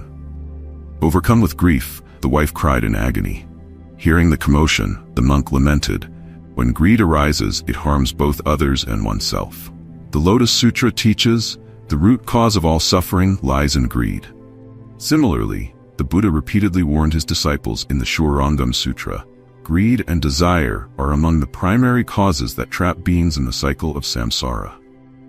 The afflictions caused by greed blind beings and keep them entangled in the nightmare of rebirth, preventing them from awakening. Zen wisdom, the Buddha does not protect people. Individuals must protect themselves. The Buddha does not seek out people. Rather, people must save themselves. Mistakenly viewing the Buddha as a deity without realizing the Buddha's teaching, the bodhisattva made of mud cannot even cross the river, is a misunderstanding. The Buddha guides those who realize their true nature but cannot ensure that one's heart will always be content. 14. Bodhidharma on treasures. The first Zen patriarch, Bodhidharma, was originally named Bodhitara, born into the noble Brahmin family in southern India as the 3rd son of King Sugandha. Later, after meeting Prajnatara, who saw great potential in him, Bodhidharma was ordained and given his new name. Before becoming a monk, Bodhidharma was exceptionally intelligent and spiritually inclined. One day, Prajnatara pointed to a pile of jewels and asked Bodhidharma and his 2 older brothers, "Is there anything in the world more valuable than gold and jewels?" His eldest brother, Moonlight Tara, responded, "No, there is nothing more precious than gold and jewels. In a royal family like ours, these treasures are the most valuable possessions. There is nothing in the world more valuable." His second brother, Virtue Tara, also agreed, saying, "I have never seen anything more precious than gold and jewels."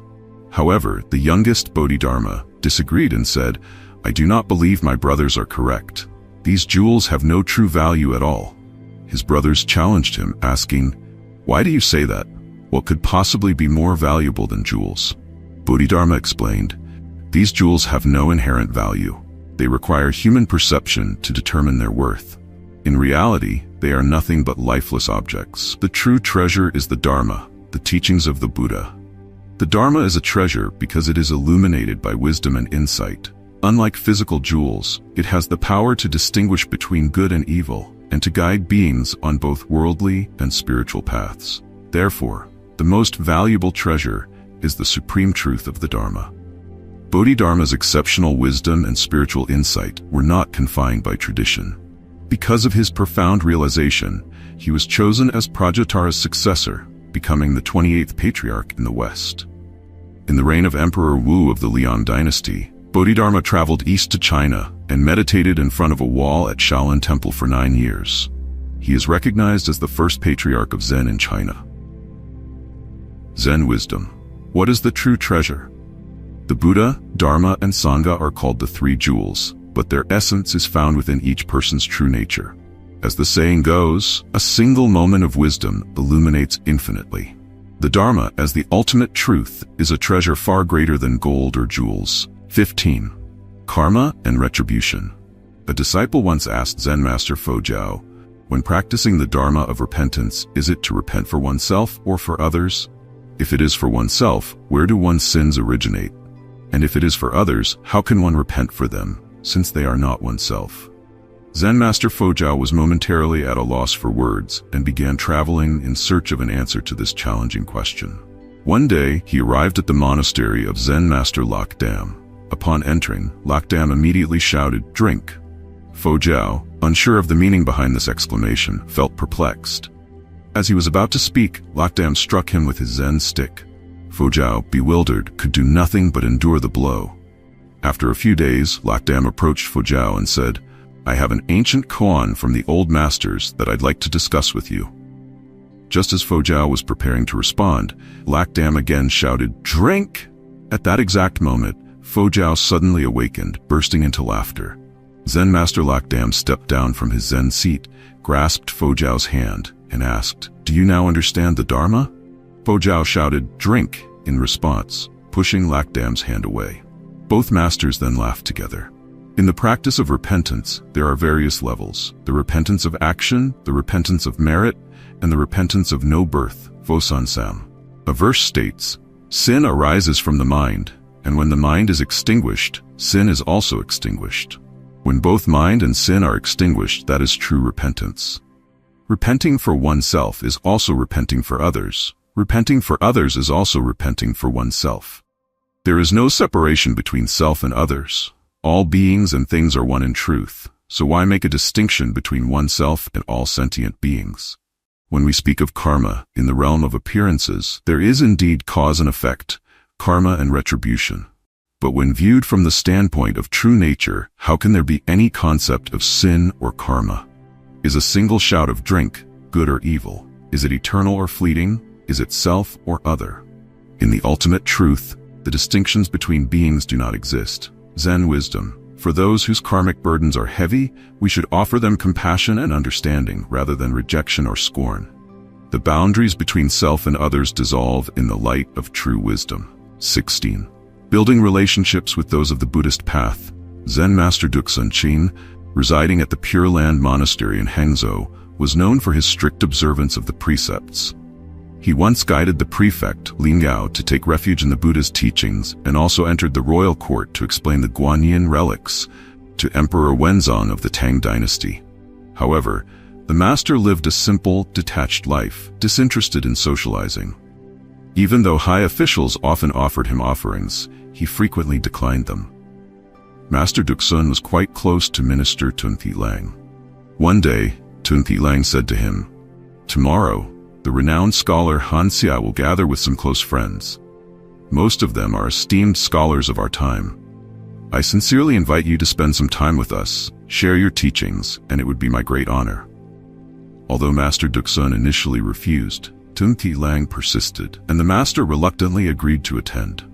The next day, when Tun Thi Lang sent someone to pick up the master, he was nowhere to be found. The messenger searched the monastery, but found a poem left on the scripture desk, which read, "Yesterday I promised today, leaning on my staff, I leave and reflect. A monk belongs in the mountain caves. A gathering with court officials is not quite right. The messenger took the poem back to Tunthi Lang, who, instead of feeling offended by the master's absence, admired and respected him even more. Tunthi Lang realized that Master Duxun was truly someone of the Buddhist path, worthy of deep respect. In Buddhist history, the Buddha himself often interacted with kings and ministers, yet he also embraced disciples like Mahakasyapa, who preferred solitary meditation in the mountains. As seen in the biography of eminent monks, there were monks with various roles, those who focused on teaching, spreading the Dharma, observing precepts, or displaying supernatural abilities. Zen wisdom. Some Zen masters became court advisors, known as worldly monks, Tikyo Nyenjian, while others preferred the solitude of the mountains, called forest monks, Tikyo Lanuk. These differences reflect the various aspirations within Mahayana and Theravada practices, yet both play vital roles in propagating the Buddha's teachings regardless of form. 17. Cutting off a finger to seek the Dharma. Zen master Yangshan Huiji of the Tang dynasty was born in Guangzhou, originally with the surname Dip. At the age of 9, his parents took him to be ordained as a monk at Huan Temple. However, when he turned 16, his parents regretted their decision and wanted to bring him back home, urging him to leave the monastic life and get married. Huiji was shocked when he heard this and asked, "Why?" His father replied, "We originally sent you to the monastery because a fortune teller said your life was in danger and that you could only survive under the protection of the Bodhisattva. Now that you have passed through the danger, it's time for you to return home. Leave the monkhood and continue the family lineage. We've already arranged a good marriage for you. Why stay in the temple and live a hard life?" Upon hearing this, Huiji was deeply saddened. On one hand, he understood his parents' deep love, but on the other, he realized that their faith in Buddhism had been selfishly motivated. Now that the danger was over, they were willing to abandon the monastic path, treating it as a means to an end. After much thought, Huiji decided he would not return to the lay life, but he knew that words alone wouldn't change their minds. So, in an act of determination, he made a drastic decision. While his family wasn't paying attention, Huiji cut off his ring finger and little finger from his left hand. Bleeding heavily, he placed the severed fingers on a tray, brought them to his parents, and knelt down before them. He said, "I have already entered the Buddha's path as a true disciple. In this life, I seek only supreme enlightenment. I am forever grateful for your love, but I cannot return to the lay life. By cutting off these 2 fingers, I demonstrate my resolve. Please allow me to follow my vow." Seeing the severed fingers and their son's deep commitment, Huiji's parents realized his determination was unshakable. With no other option, they relented and allowed him to continue his monastic path. At the age of 18, Huiji traveled to Kotchou in Jiangxi to study under Zen master Dan Yuan, who taught him the 96 circular signs. By the time he was 21, he had met Zen master Lingyu, with whom he trained for 15 years. At 35, Huiji became a great disciple and established the Guiyang school, Vinun Tong, one of the 5 schools of Chinese Zen. He passed away at the age of 73 and was honored with the title, the Little Shakyamuni. Zen wisdom. Many people misunderstand the life of a monk, not realizing that leaving the household is an act of great heroism, not for the weak, as Emperor Shinchi said.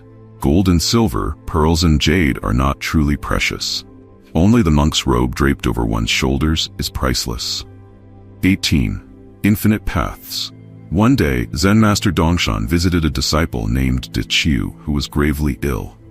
De Chiu, feeling the end was near, earnestly asked the master, "Master, why don't you show compassion and save a devoted student who has genuinely sought the way? Are you truly going to let me die in vain like this?" Zen master Dongshan responded, "Whose child are you?" De Chiu replied, "I am the child of the great Ichantika." Ichantika refers to someone perceived as lacking inherent Buddha nature. Dongshan fell silent, gazing deeply into De Chiu's eyes. Feeling anxious, De Chiu asked, "When I'm surrounded by mountains on all sides, Master, what should I do?" Dongshan said, "I too once left from beneath someone's eaves." De Chiu followed up, "Then, Master, if you and I meet under the same eaves, are we avoiding each other, or are we not avoiding each other?" Dongshan replied, "We are not avoiding each other." De Chiu pressed on, If we're not avoiding each other, then where do you expect me to go? Master Dongshan answered, the 5 destinies, the 6 paths, the 10 Dharma realms. Everywhere is a path. Why must you be troubled? If you're not at peace, then perhaps you can go until the fields planting rice in the countryside. After hearing this, Dachio calmly said, Master, please take care. He then sat still, as if fading into emptiness. Shortly afterward, the young Zen disciple passed away. Zen Master Dongshan waved his staff 3 times before him and remarked, though you can leave in this way, you have not yet returned in the same manner. Zen wisdom.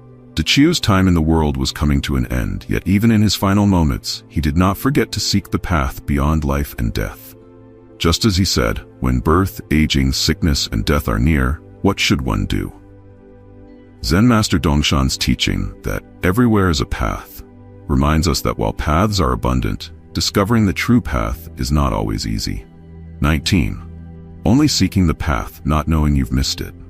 Zen Master Kim Sun Dan Din from Zhejiang, whose secular name was Kao and whose Dharma name was Dat Quan, became a monk at 13 in Longhung Temple. At 18, he roamed around the capital and often visited the garden of General Li Duan Win. One day, General Li asked him, Master, is the hell that people speak of real or not? Zen Master Dan Din replied, the Buddhas and Tathagatas speak of the Dharma, where there is existence in non-existence, like seeing flowers in the sky. Are they real or not? You, General, are now trying to find non-existence in existence, like trying to grasp water from a river. It's absurd. If you can see hell before your eyes, why can't you see heaven in your heart? Fear and peace, heaven and hell, they all stem from the mind. Good and evil create these states. If you only understand your heart, your doubts will vanish. The General then asked, what is the nature of the mind? Dan Din responded, the mind is free from thoughts of good and evil. The General followed, and when there are no such thoughts, where does the mind go? Dan Din answered, the mind returns to emptiness, as the Diamond Sutra teaches. Dwell in no place, thus should the mind arise. The General pressed further, and when a person dies, where do they go? Dan Din replied, you don't yet understand birth, so why ask about death? The General stated, I've known about life for a long time. Dan Din asked, may I ask, where were you born from? As the General was deep in thought, Dan Din struck his chest and asked, what are you thinking about? The General, realizing the point, replied, I get it now. I've been so focused on seeking the path, I didn't realize I've already missed it. Dan Din said, it's the dream of 100 years. With that, General Li Duan Guian was enlightened and composed a verse. At 38, I was ignorant, even now with knowledge, am I truly aware? Words flow like water, fading away in the wind. The teacher returns and I send off the messenger to the east. Zen wisdom, where do we come from, and where do we go when we die? Life holds the mystery of the separation between this world and the next. The metaphor suggests that once we pass on, we lose awareness of what came before. Though life takes many forms, the essence of existence remains fundamentally the same. All things at their core are equal in this cosmic journey. 20. Heading west. During the Southern Song dynasty, Zen Master Dao Duyet served as the abbot of Jiangtian Temple at Jinshan, Zhenjiang. He was a highly revered monk, especially respected by the famous Song dynasty general Yue Fei. When Yue Fei was summoned by the infamous minister Qin Hui, who used 12 imperial edicts to call him back from the front lines at Zhuxian, Yue Fei passed through Jiangtian Temple. Zen Master Dao Duyet advised him to avoid returning to the capital and to consider becoming a monk instead. However, Yue Fei remained loyal to the imperial court, even though he was well aware that his return would likely lead to his downfall. Before parting, Yue Fei sought guidance from the master. Zen Master Dao Duyet told him, at the end of the month, beware of heavenly weeping. Under the character Phoenix, 2 dots, that man of the army brings harm and venom. At that moment, Yue Fei did not understand the meaning. It wasn't until he was imprisoned and wrongfully accused that the message became clear. In the 12th lunar month, which had only 29 days, heavy rain fell outside his cell on that fateful day. Hearing the rain, Yue Fei realized his impending doom and recalled the master's words. At the end of the month, beware of heavenly weeping. The 2 dots under the phoenix referred to the character for Qin, indicating the treacherous minister Qin Hui. The phrase "that man of the army brings harm and venom" predicted Qinhui's malicious intent. Yue Fei was indeed executed on the storm pavilion that very day. After his execution, Qinhui inquired whether Yue Fei had said anything before his death. The executioner reported that Yue Fei had only muttered one regretful phrase: "I regret not heeding the advice of Zen Master Dao Diet at Jinshan." Upon hearing this, Qinhui ordered his confidant Haley to lead troops to Jinshan and capture Zen Master Dao Diet. However, one day before Healy arrived, the master gathered the monks for a final sermon and recited a verse. "Healy comes from the south, I head west. It's not that my Dharma power is great, but how could I fall into his hands?" After speaking, Dao Diet passed away. At the time, no one fully understood the meaning of his words. It wasn't until the next day, when Healy and his troops arrived, that the monks realized what had transpired. Zen wisdom. For those enlightened in the Dharma, there is no fear of life or death. To live is good, but to die is equally wonderful. Zen teaches that once one has realized the true nature of existence, life and death are no longer matters of concern. 21. The Dharma body is without illness. Zen Master Dongshan Liangjia from Zhejiang, born into the Yu family, was fully ordained as a monk at 21. He trained under masters like Nanquan, Lingyu, and Lingyan, and eventually attained enlightenment after seeing a reflection in the water. His journey of pilgrimage took him across provinces like Jiangxi, Anhui, Hubei, and Hunan, but he ultimately settled at the Fuli Monastery in Dongshan, Jiangxi, for 10 years, where he trained countless students. His most renowned disciples were Zen masters Yunku Daoying and Kaoshan Benji. As Master Dongshan neared the end of his life at 63, Zen Master Kaoshan asked him, "Your body is ill, but is there another body that is free from illness?" Master Dongshan replied, "Yes." Kaoshan continued, "Can the body without illness see you?" Dongshan answered, "I am watching it." Still confused, Kaoshan asked, "How do you watch it?" Dongshan plainly responded, "When I watch, I do not see any illness." By this, he meant that while the physical body can fall ill, it can be observed and known. However, the Dharma body, which is without illness, cannot be seen or known in the same way. Soon after, Master Dongshan, feeling unwell, washed and bathed himself, donned his robe, and after ringing the bell to bid farewell to his students, sat in meditation and stopped breathing. His disciples were grief-stricken, and some even blamed Kaoshan for hastening their master's death. But suddenly, Dongshan opened his eyes and said to his students, "A true monk doesn't rely on material things. That is true practice. Why should there be mourning?" He instructed his disciples to prepare a fool's feast, a memorial service, but the students, not wanting to part with him, delayed the preparations for 7 days. Eventually, the feast was held, and Dongshan shared the meal with them. After eating, he said, "Don't keep me here any longer. Let me have some peace. Remember, when a person is about to die, do not weep or wail. In the future, Kaoshan will be your guiding teacher." With that, he returned to his quarters, sat in meditation, and passed away peacefully. Zen wisdom. In discussing illness, the physical body naturally undergoes birth, aging, sickness, and death, but the Dharma body, the true nature, remains untouched by such conditions. 22.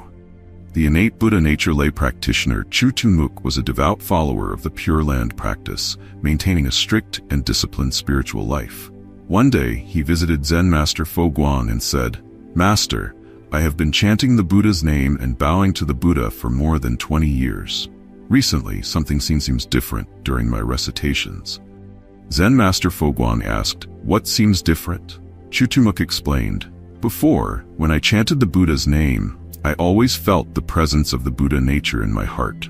Even when my mouth wasn't chanting, the sound of the Buddha's name would continue endlessly in my mind. It felt like a natural spring flowing without any effort. But now, I no longer feel that connection."